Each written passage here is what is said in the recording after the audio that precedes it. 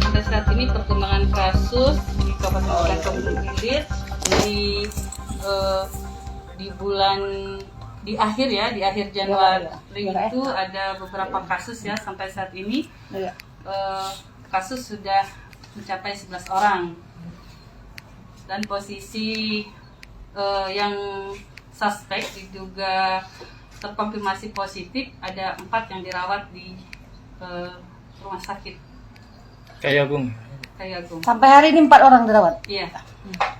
Hasilnya kapan keluar? Dirawat ini reaktif antigen ya. Jadi yang 4 ini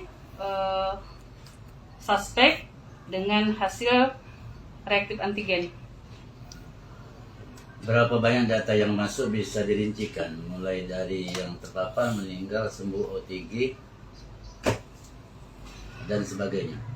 Kita dari awal tahun 2020 jumlah yang terkonfirmasi positif ini ada 522. Yang sembuh sampai saat ini sudah 418. Kemudian yang meninggal sudah sebanyak 90 orang. Kemudian yang proses yang dirawat tadi ada 4 orang ya. Kemudian yang isolasi mandiri ada 7 orang. Daerah mana yang paling dominan? Kalau kita lihat dari yang terkonfirmasi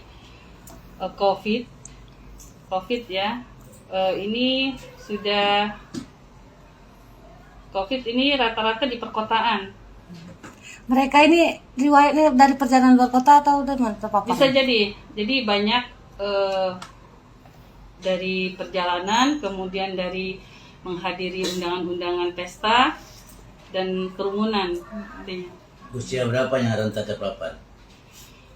Kalau kita lihat dari kasus yang ada ya, yang terkonfirmasi dari 11 orang sampai saat ini, hampir rata-rata tidak bisa dispesifikkan ke golongan umur.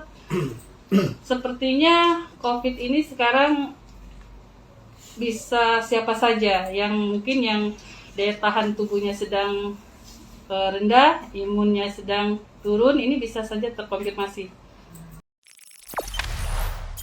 Jangan lupa subscribe, share, komen, dan like ya.